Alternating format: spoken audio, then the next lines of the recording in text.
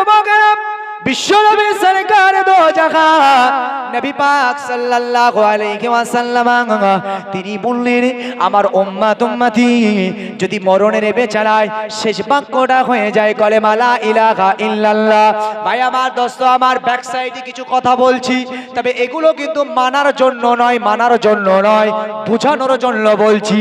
আমি নামাজ পড়িনি, আমি রোজা রাখিনি, হজের আওকাত ছিল আমি হজও আদায় করিনি, যাকাত দেওয়ার মতন আমার ক্ষমতা ছিল আমি যাকাত প্রদান করিনি।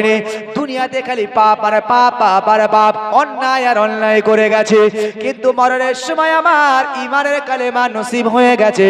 বিশ্বনবী সরকার দো জাহান নবী পাক সাল্লাল্লাহু আলাইহি ওয়াসাল্লাম নবী আমার বললেন, ওই মানুষটা জান্নাতি জান্নাতি জান্নাতি, অবশ্যই ওই মানুষটা মারা গেলে আল্লাহর জান্নাতে চলে যাবে। জোরে বলুন। তবে এটা কিন্তু শোনার জন্য, মানার জন্য নয়। কেন মানার জন্য নয়? অনেক নামাজি মানুষ, অনেক রোজাদার মানুষ, অনেক কোরআন পড়নেওয়ালারা তারাও মরণের বিছানায় তারা শুয়ে শুয়ে ঠোঁট নাড়বে, আর ছেলে বলবে, ওরে আল্লাহ, আমার আব্বা মরণের বিছানায় শুয়ে শুয়ে মরণের আগে আমি ঠোঁট নাড়তে দেখেছি, আমার ঠোঁটটা দেখেন, লা ইলাহা, লা ইলাহা ঠোঁট নড়ে, লা ইলাহা, আমি দেখেছি, পুরো স্পষ্ট বুঝতে পেরেছি। আমার আব্বা যখন মরে যায় ওই সময় আমার আব্বার ঠোঁটটা নড়ছে, লা ইলাহা। হে তরুণেরা, যুবকেরা, বিশ্বনবী সরকার দো জাহান নবী পাক সাল্লাল্লাহু আলাইহি ওয়াসাল্লাম হুজুর আমার বললেন, ও আমার উম্মতিরা মনে রাখো, যখন তোমার কোন ঈমানদার ভাই তারা যখন মরণের বিছানায় শায়িত হয়ে যাবে, মরণের বিছানায় যখন শুয়ে যাবে, ওই মানুষটার জাকানদানির কষ্ট হবে। ওই সময় ওই মরণের বিছানায় তোমরা চারিপাশে তোমরা বসে বসে বসে বসে তোমরা কলেমার তালকিন করো, তোমরা কলেমাটা পড়ো, তোমরা কলেমাটা শোনাও, তোমরা কলেমাটা পড়াও। সাহাবীরা বললেন, ইয়া রাসূলুল্লাহ, ইয়া হাবিবাল্লাহ, হুজুর, কেন ওই মানুষটার সম্মুখে আমরা কলেমার তালকিন করব? আমরা তাকে ডেকে বলবো, তুমি কলেমা পড়ো, কলেমা পড়ো, এই তুমি মরণের সময় তুমি একবার কলেমা পড়ো। অনেকে বলে না, আব্বা আব্বা একবার কলেমাটা পড়ে নাও। নিষেধ, নিষেধ করবেন, এটা নিষেধ। সিস্টেম আমি বলে দিচ্ছি, শিক্ষাগুলো ঘরে নিয়ে যান, যেটা ঘরোয়া শিক্ষা, আমি ঘরোয়া শিক্ষাগুলো দিচ্ছি, নিয়ে যান। আপনার আব্বা, আপনার ভাই, আপনার বোন আপনার ঘরে, ইমাম সাহেবকে খোঁজার কোনো প্রয়োজন নাই। অবশ্যই আপনি ইমাম সাহেবকে ডাকবেন। যদি মনে করেন যে না আমার দ্বারা সম্ভব হচ্ছে না, আমি একটু ইমাম সাহেবকে ডাকি, ডাকবেন। ইমাম সাহেবকেও ডাকতে পারেন, কিন্তু আপনি নিজেও জানেন ঔষধ মরণের সময়। আর একটা ঔষধ আছে, সেটা হলো সূরাতুল ইয়াসিন। সূরাতুল ইয়াসিন যখন জাকানদানির কষ্ট পায়, নবীজি সাল্লাল্লাহু আলাইহি সাল্লাম বলেছেন, ওই আপনার মরণপূর্ণ ব্যক্তির পাশে গিয়ে কেউ যদি সূরা ইয়াসিন তেলাওয়াত করে, একটু জাকানদানির কষ্ট থেকে কিছুটা মাপ পায়, কিছুটা কষ্ট থেকে লাগু হয় তার। ওই জন্য সূরা ইয়াসিন তেলাওয়াত করার কথা বলা হয়েছে। আর তার সামনে যেটা সব সময়ের জন্য তালকিন তেলাওয়াত করতে বলেছেন, সেটি হলো তুমি ছেলে হয়ে, তুমি বোন হয়ে, তুমি ভাই হয়ে, তুমি মা হয়ে তুমি অবশ্যই পড়ো লা ইলাহা ইল্লাল্লাহ, লা ইলাহা ইল্লাল্লাহ। মাঝে মাঝে মুহাম্মাদুর রাসূলুল্লাহ সাল্লাল্লাহু আলাইহি ওয়াসাল্লাম। কিচ্ছু জানেন না, এই কলেমাটা তো জানেন, আর যদি নাই জানেন তো আপনি মুসলমানই না। আরে কলেমা ছাড়া মুসলমান কেউ হতে পারে? কলেমা ছাড়া কেউ মুসলমান হতে পারে না। আচ্ছা, তবে এখানে আরেকটা প্রশ্ন রয়েছে, কলেমা ছাড়া কেউ মুসলমান নয়, কিন্তু আসলে কলেমায় কি বলে বলুন? এটা আবার সবার জানা নাই, একটু জেনে নেন, ঈমান তৈরি করে নেন। ঈমান এর নাম নয়, ঈমান খালি কলেমা পড়ার নাম নয়, ঈমান কলেমা পড়ার নয়, না পড়ার নাম নয়। তবে এই প্রসঙ্গটা আমি একটু পরে আমি আপনাকে বলছি, কারণ যে জায়গাটা বলছি ওই জায়গাটা ছোট খাপছাড়া হয়ে গেলে তাহলে ভালো মজা পাবেন না। ওই জায়গাটা একটু বলে নিই, মরণের কথাটা, তারপরে ঈমান নিয়ে একটু বলছি আমি বিষয়টাকে। তো নবীজি সাল্লাল্লাহু আলাইহি সাল্লাম বলছে, তোমরা কলেমার তালকিন করবে, পাশে পড়বে, কিন্তু কেউ জোর করেও বলবে না, আব্বা একটু শেষ বেলায় কলেমাটা পড়ো, মা একটু কলেমাটা পড়ো। বলছে কেন বলবে না? হে তরুণেরা, যুবকেরা, মরণের ওই জাকাতদানির কষ্ট এত কষ্ট, যে কষ্ট পায় নবীজি বললেন দেখবে ওই মরণের কষ্টের সময় তার মুখে যদি কেউ খাবার দিতে যায় হাত দিয়ে ছুঁড়ে মেরে দেয়, হয়তো তাকে কেউ একটু আদর করতে যায় তাও হাত দিয়ে ছুঁড়ে ফেলে দেয়। মানে আদরও ভালো লাগে না, মুখে খাবার তুলে দিচ্ছে ওটাও ভালো লাগে না। বলছে হতেও তো পারে যখন তুমি তোমার বাপ তোমার মাকে বলবে আব্বা একবার কলেমাটা পড়ে নাও লা ইলাহা ইল্লাল্লাহ, বলছে আমি পড়বই না, বলছে আমি পড়বই না। আপনি কি বললেন? লা ইলাহা ইল্লাল্লাহ, আপনি একটু একবার কলেমাটা একবার পড়ে নাও। সে ইনকার করলো, আমি পড়বই না, কালেমাকে ইনকার করে দিল। হে তরুণেরা, যুবকেরা, নবীজি সাল্লাল্লাহু আলাইহি ওয়াসাল্লাম আমাদেরকে সুন্দরভাবে সাজেশন দিয়েছে। ও আমার উম্মতিনা, খবরদার খবরদার, জাকাতদানির কষ্ট পাবে তোমার বাপ তোমার মা তোমার প্রতিবেশী, তবে তাদেরকে ডেকে এইভাবে বলো না যে কলেমাটা পড়ো। যদি তোমার একবার ওই জাকাতদানির কষ্টে ইনকার করে দেয়, তার ভিতরে যদি ঈমানটাও থেকে থাকে, তৎক্ষণাৎ তার ঈমানটা চলে যায়, বেঈমান হয়ে ওই মানুষটা মারা যায়। তাহলে আমরা মোটামুটি বুঝলাম, তাহলে আমরা আমাদের বাপ মায়ের জন্য যখন আমরা কলেমার তালকিন করব, কেউ বলবো না যে কলেমা পড়ো, খালি পাশে বসে বসে স্মরণ করাবো। কেন স্মরণ করাবো? নবীজি বললেন এই কারণে স্মরণ করাবে, কারণ ইবলিস শয়তান সে আল্লাহর কাছে ওয়াদা, আল্লাহর কাছে দোয়া চেয়েছিল, আল্লাহ আপনি আমার ভিতরে এমন তাগুত দেন, এমন ক্ষমতা দেন, এমন পাওয়ার দেন, আল্লাহ আমি এতদিন ধরে আপনার ইবাদত করেছি। ইবলিস বলছে আল্লাহ সারা পৃথিবীর জমিনটা যদি আপনি ঘুরে ঘুরে ঘুরে ঘুরে দেখেন, আপনার কুদরতের নজর দিয়ে পৃথিবীর এমন একটা স্থান নাই যেখানে আমি ইবলিস আপনাকে খুশি করার জন্য সেজদা দেই নাই। তাহলে ইবাদত কত করেছে, কত সেজদা দিয়েছে, কত আমল করেছে ইবলিস। এই ইবলিস বলছেন ওগো আল্লাহ এতগুলো ইবাদত করলাম, আমি তো কাফের হয়ে গেলাম, আমি তো বরবাদি হয়ে গেলাম, তো আমার ওই যে আমলগুলো ছিল, ইবাদতগুলো ছিল, ওর বদলা আমি কিছু চাই। আল্লাহ বললি ইবলিস চাও?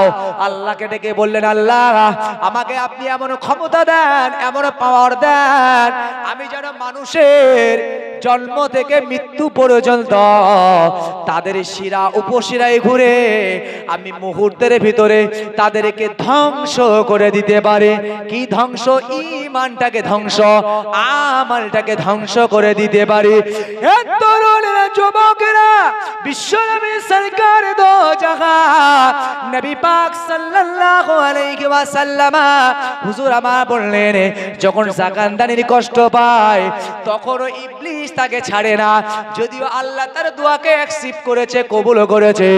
ইবলিস শয়তান ওই সময় ওই মরণপূর্ণ ব্যক্তি জাকাতদানির কষ্ট পাচ্ছেন, আপনার আপনজন, আপনার বাপ মা, ওই সময় ইবলিস শয়তান এসে বলে পড়ো লা ইলাহা লা ইলাহা লা ইলাহা।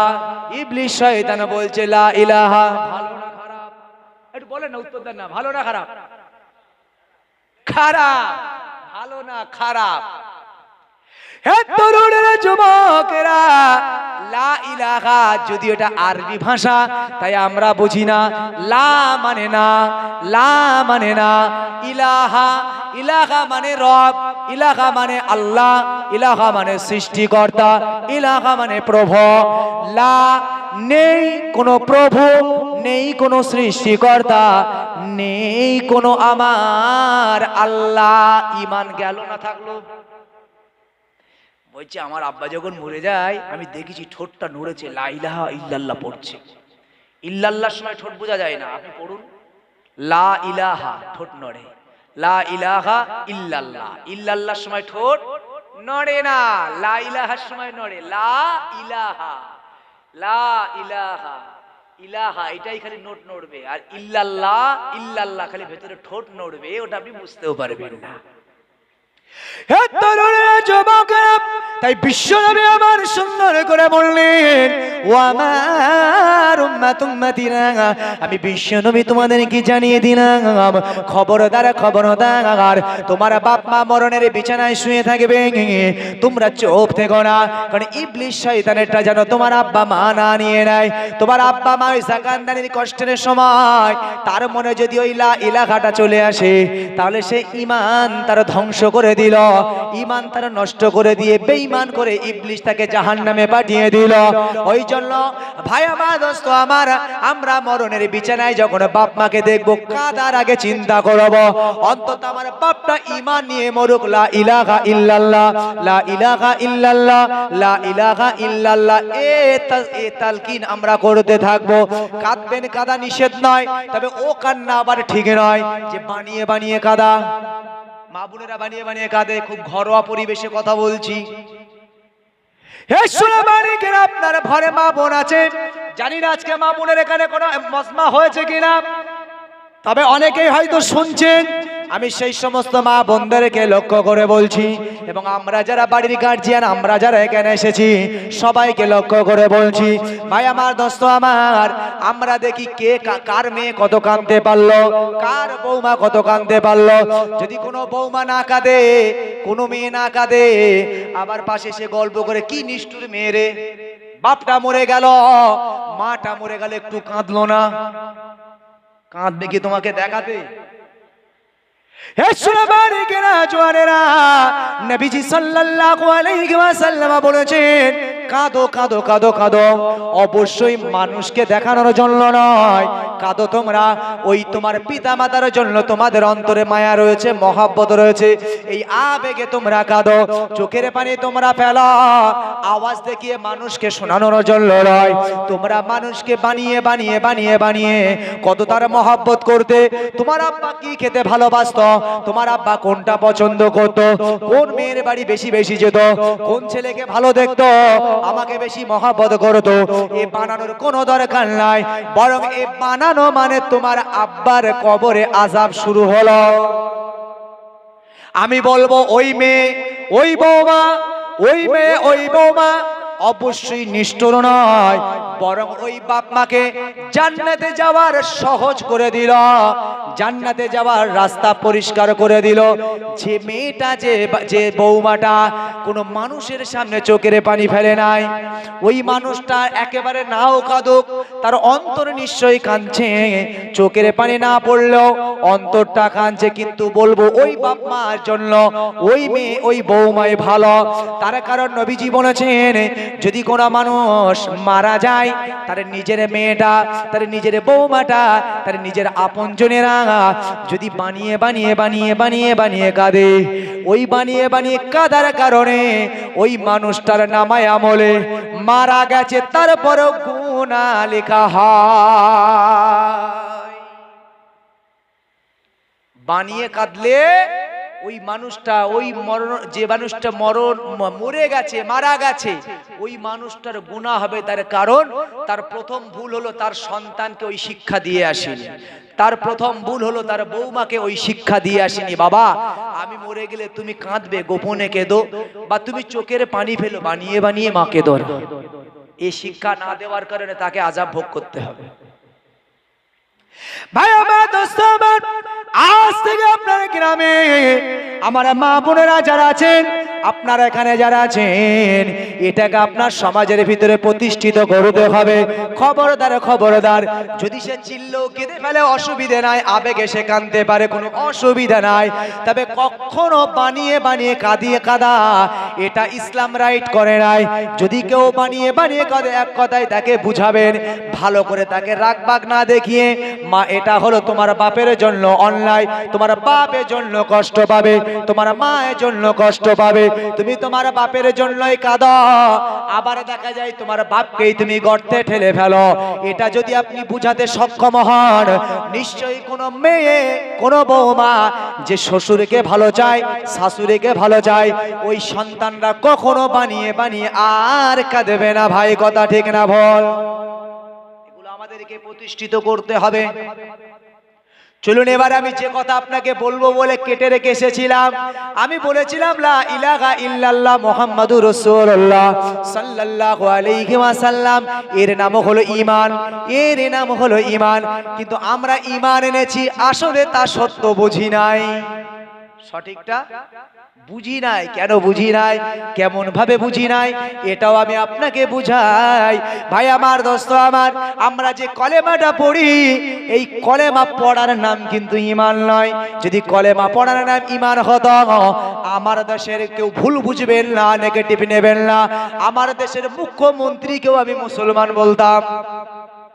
কথা ঠিক না ভুল?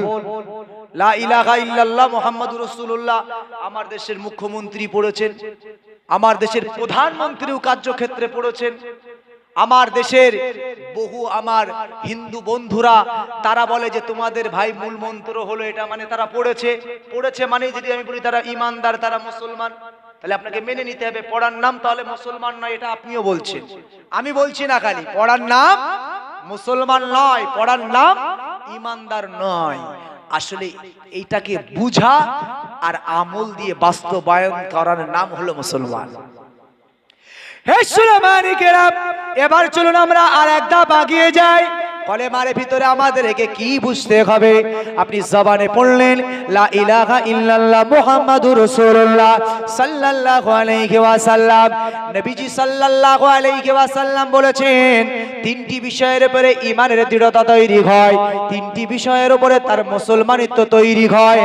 এক নাম্বার হলো সে কলেমা জবানে পড়ে নেবে লা ইলাহা ইল্লাল্লাহ মুহাম্মাদুর রাসূলুল্লাহ সাল্লাল্লাহু আলাইহি ওয়াসাল্লাম।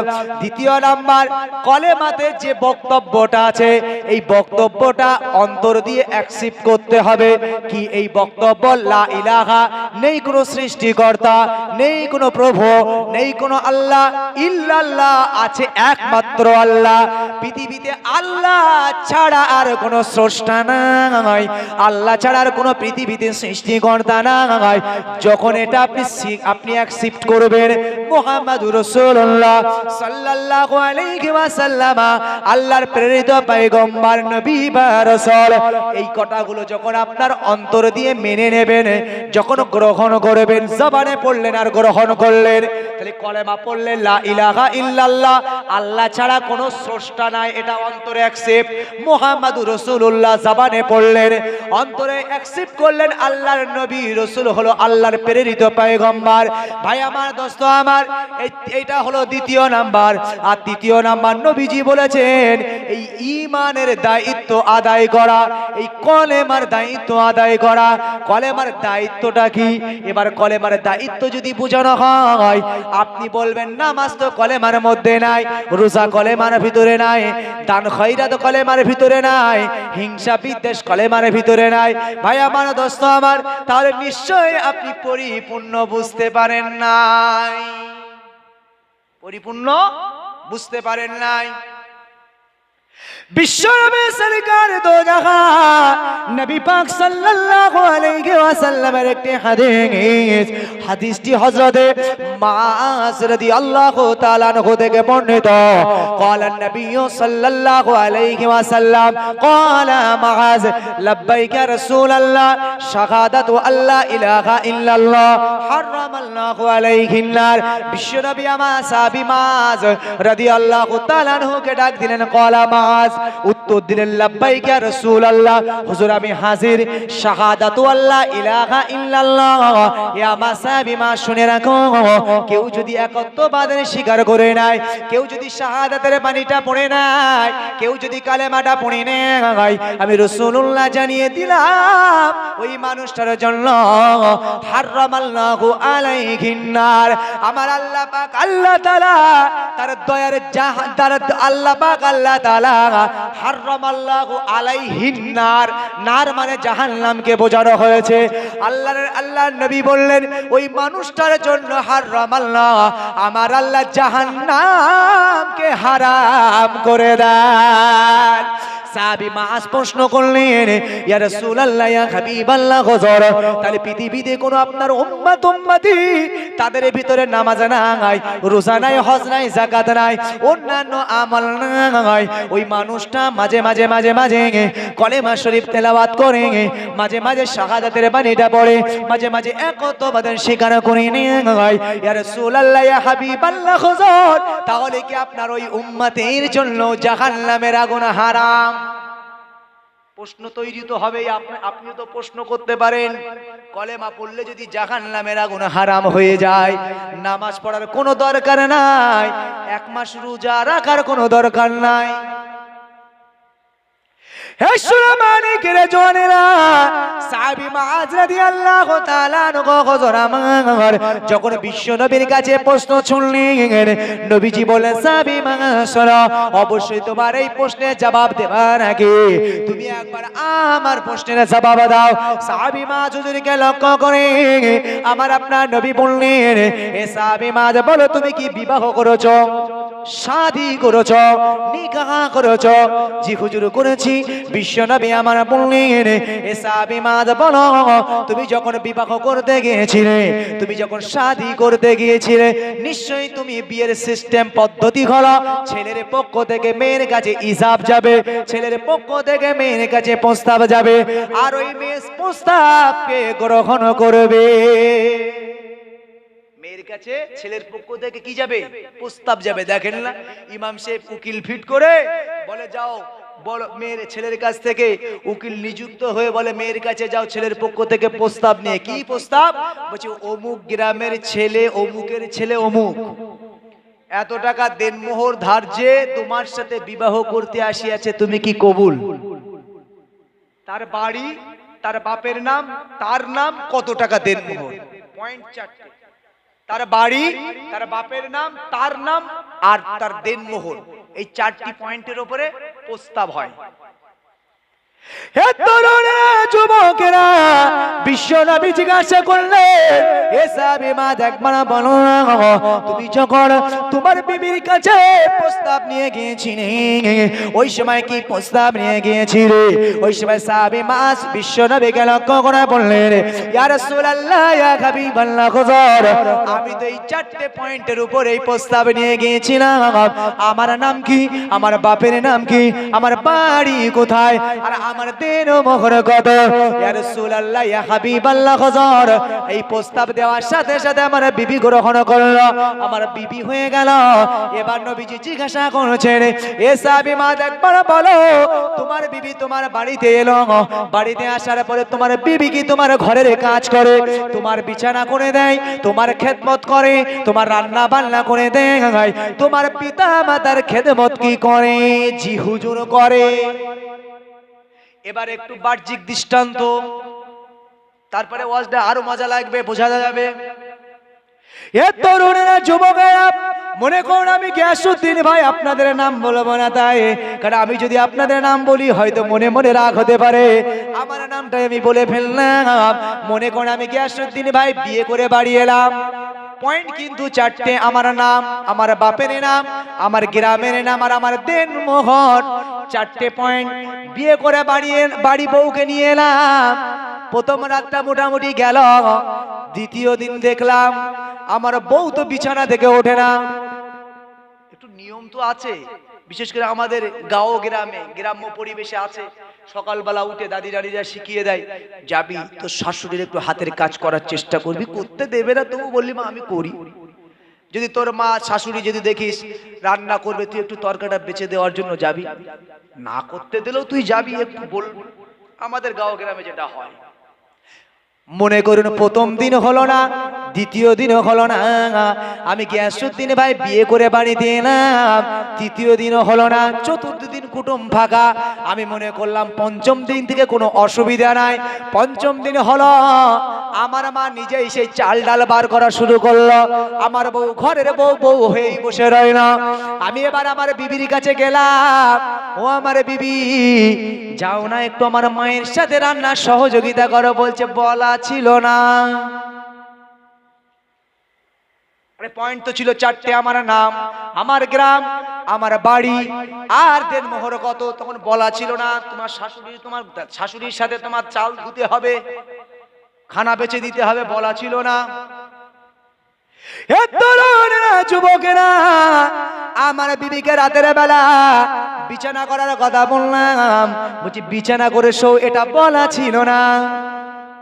আমি যখন আমার খাবার টানার জন্য বললাম, বিবি দুপুর হয়ে গেছে, কাজকর্ম করে বাড়িতে ফিরেছি, আর খিদার যন্ত্রণা সহ্য হয় না, তাড়াতাড়ি একটু আমার ভাতটা আনো না। বিবি বলছে এটা বলা ছিল না। মনে মনে ভাবলাম আসল তো অন্য গোয়ালের গরু, আর এক গোয়ালে এসে, এটা তো মুখ একটু ছিটকাতেই পারে। আসলে ছিল তো অন্য ঘরে, হ্যাঁ গো, তো আমার ঘরে, হয়তো মুখ একটু ছিটকাছে, পরে ঠিক হয়ে যাবে। চলে গেল আরো দু একদিন, আরো দু একদিন, আরো দু একদিন, একই কথা। মাস কেটে যাচ্ছে। এবার বলুন কি শুরু হবে? আমার তো মনে হয়, আমি তো মাসকে মাস বলেছি, এতদিন কাটবে? মাসকে মাস বলেছি কাটার কথা। আমার তো মনে হয় না এখনকার যে আমাদের ব্রেন গরম ছেলে, মাস কাটাতে দেবে না, দিন কাটাতে দেবে না, ঘন্টা কাটাতে দেবে না, মিনিট কাটাতে দেবে না। এক কথাই বলবে, তোমাকে এনেছি, তুমি বলছো কি আমার বিছানা করে শো, এটা আমার বলা ছিল না, যা তোকে 1 তালাক 2 তালাক 3 তালাক, হয়ে গেল, বুদ্ধি শেষ। তুই যখন আমার ঘরের খালি বউ হিসাবেই থাকবি, কিছু করবি না, তা তোর মতন বউ আমার দরকার নাই, যা, সঙ্গে সঙ্গে বিদায়। হে তরুণেরা, যুবকেরা, আসলে এবার যদি একটু নরম পন্থায় বোঝা যায়, আমি যদি মনেও করি না না হতে পারে আমার বিবির উপর একটু দয়া, একটু করুণা করে, না হয়তো আজ না হোক কাল বুঝে যাবে। ছোট্ট মানুষ বোঝে না, মেয়ে মানুষ একটু বুদ্ধি কম, বোঝে না, বুঝালে আস্তে আস্তে সব বুঝে যাবে। এইভাবে আমি 2 দিন 5 দিন 10 দিন 20 দিন পার করলাম, তারপরেও যখন হলো না, এবার আমার সিদ্ধান্ত কি হবে ভাই? ডিভোর্স হবে না? হবে না? বিদায়ের ঘন্টা পড়বে না? পড়বে না? পড়বে। হয়তো এটাও হতে পারে, না না না, আগে ওর একটু বাপের বাড়ি পাঠানো হোক, বলা হোক, আর আনা হবে না। এ চেষ্টা করার পরেও, তারপরেও যখন আনলো, আসলে মেয়ে তো বড় চালাক, ওর মনে মনে ধারণা এ ঘটনা ছাড়া আমি আর কিছু ঘটাবো না, খালি বলবো বলা ছিল না, বিয়ের সময় কেন বলে আনি নাই। ভাই আমার, দোস্ত আমার, যদি ঘরের বউরা এ কথা বলে, আপনি কিন্তু বিপদে পড়ে যাবেন। এ কথা বললে কিন্তু আপনি বিপদে পড়ে যাবেন, আপনি সবাই বিপদে পড়ে যাব। আসলেও ঘটনা ঠিক, এগুলো তো বলা ছিল না বিয়ের মধ্যে। যুবকেরা, বিশ্ব নবী সরকার দো জায়গা, নবী পাক সাল্লাল্লাহু আলাইহি ওয়াসাল্লাম এবার সাহাবী মাঝকে ডেকে বললেন, এবার সাহাবী মাঝ একবার বলো, এবার আমি বিশ্ব নবী জানতে চাই, তোমার ওই বিবিটাকে তুমি বিয়ে করে বাড়িতে নিয়ে চলে এলে, এই বিবিটাকে বিয়ে করে বাড়ি আনার পরে এবার যদি তোমার বিবি তোমার সংসারের এই কাজকর্মগুলো যদি আদায় না করে, তাহলে ওই বিবিটা নিশ্চিত তালাক হয়ে যাবে, ডিভোর্স হয়ে যাবে, তোমার ঘর থেকে তুমি বিদায় দিয়ে দেবে। জি হুজুর, নবীজি বললেন, তবে তোমার বিবি, তুমি এমন কি কথা বললে যে কথার কারণে তোমার বিবি তোমার ঘরে এসে ঝাড়ু লাগায়? এমন কি কথা বললে যে কারণে তোমার রাতের বিছানাটা করে দেয়? এমন কি কথা বললে যে তোমার ঘরের রান্না বান্না তোমার বিবি করে? বিশ্বনবীকে সাহাবী মাদ বললেন, ইয়া রাসূলুল্লাহ, ইয়া হাবিবাল্লাহ, হুজুর যখন কোন মেয়েকে বিবাহ করতে হয়, এই প্রস্তাবই রাখতে হয়, আর এই প্রস্তাব যখন গ্রহণ করে, সেই প্রস্তাব গ্রহণ করার সাথে সাথে সে বুঝতে পারে যে আমি তার স্বামী হয়ে গেলাম, আর আমি তার ঘরের বউ হয়ে গেলাম। এই প্রস্তাবের মাধ্যমে তিনি একটা স্বামী গ্রহণ করলো, আর সে একটা বধূ হয়ে গেল, বউ হয়ে গেল। ভাই আমার, দোস্ত আমার, বিশ্বনবী সাহাবী বললেন, ইয়া রাসূলুল্লাহ, ইয়া হাবিবাল্লাহ, হুজুর যখন আমরা দুজন স্বামী স্ত্রী হয়ে গেলাম, তিনি যখন আমার স্ত্রী, তিনি যখন আমার ঘরের বধূ বৌমা হয়ে গেল, সাথে সাথে তার উপরে সামাজিক কিছু দায়িত্ব চলে আসে। সামাজিক দায়িত্ব হলো শ্বশুর বাড়িতে গিয়ে রান্না করবে, শ্বশুর বাড়িতে গিয়ে যে সমস্ত কাজকর্ম বিবিরা করে, এগুলো তারা করবে। যাই হোক, দায়িত্বগুলো আদায় করবে। এইভাবেই বিশ্বনবী সাল্লাল্লাহু আলাইহি ওয়াসাল্লাম তিনি বুঝালেন, যদি এটা তোমার এই হিসাবের মাধ্যমে যদি সে একজন স্বামী বলে বিবেচিত হয়, তুমি তার বিবি হওয়ার পরে এই দায়িত্ব তোমার উপরে আসে, তাহলে তোমার জন্য এতগুলো দায়িত্ব মানা যেমন সম্ভব, যে কালেমা পড়লো আল্লাহ ছাড়া পৃথিবীতে স্রষ্টা নাই, মালিক নাই, আল্লাহর নবী হলেন আল্লাহর সাথে সাথে একজন ইমানদার ইমানওয়ালা হয়ে গেল। আর যিনি ইমানদার হয়ে গেল সেই ইমানদারের জন্য দায়িত্ব হলো ইয়া আইয়ুহাল্লাযীনা আমানু দুখুলু ফিস সিলমি কাফা। আল্লাহ বললেন ঈমান আনার সাথে সাথে তোমরা ইসলামের ভিতরে পরিপূর্ণ ঢুকে পড়ো। ইসলামের পরিপূর্ণ পরিবেশ নামাজ, রোজা, হজ, যাকাত সম্পূর্ণটাই হলো ইসলামের একটা সংসার। আমি আল্লাহ মানা করে জাস্ট পয়েন্টটুকু বুঝিয়ে ইতি করলাম। ভুল ভ্রান্তি সন্তান ছোট ভাই মনে করে ক্ষমা করবেন। সকলে আমার জন্য খাস করে দোয়া রাখবেন, আমি আপনাদের জন্য দোয়া রাখি। খুব দামি মানুষ, হয়তো আমার কারণেই একবার স্টেজ থেকে চলে যেতে হয়েছে সবার সম্মুখে। আমি আপনাদের কাছে এবং আমার বাবু মুরব্বী মানুষ তার কাছেও ক্ষমা চাইছি। বেয়াদবি